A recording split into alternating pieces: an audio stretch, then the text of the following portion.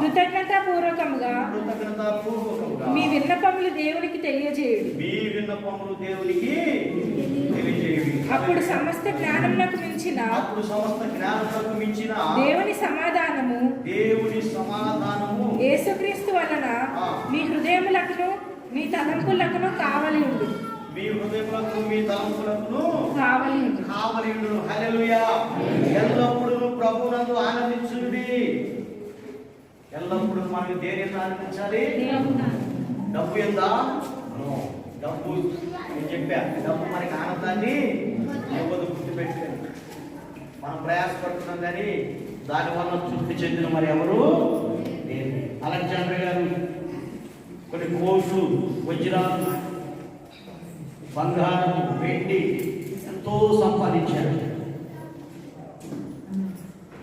ఎంతో మంది వైద్యులు ఉన్నారు ఆయనకి, కానీ ఆయనకి చిన్న జబ్బు వచ్చింది. వాళ్ళు బతికించలేకపోయారు.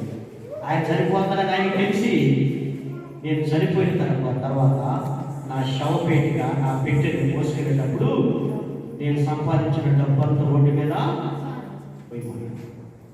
నా చేతులు బయటికి చూపించుకున్నాను.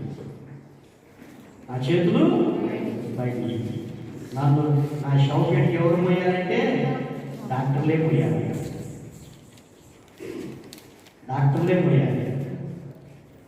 నేను సంపాదించిన డబ్బంతా రోడ్డు మీద మొత్తం పోతే, ఎందుకంటే ఒక ఆయన రహస్యంగా వెళ్ళి అడిగాడు.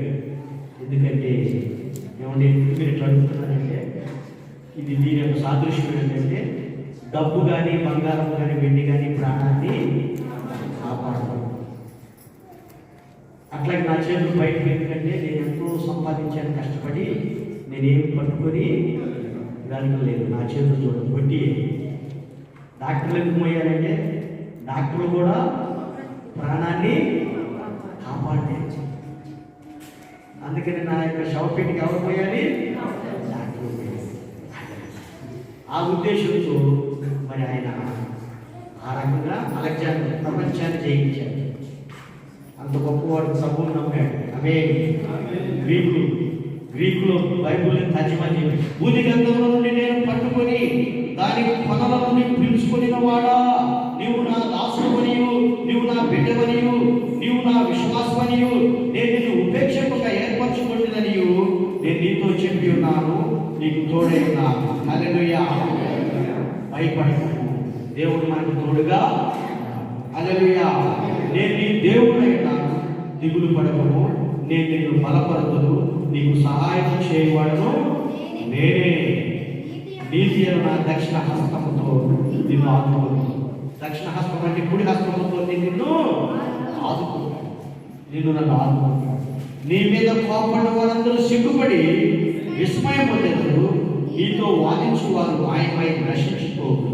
నీతో కలిగించు వారిని నీవు వెతుకదు కానీ వారిని కనుగొనలేకపోవు. నీతో యుద్ధము చేయవారు మాయమైపోవును, అభావులవుతారు. నీ దేవుడని భవనము నేను భయపడుకోము, నేను నీకు సహాయము చేసేదని చెప్పుచు నీ కుడి చేతిని పట్టుకొచ్చు. హల్లెలూయా.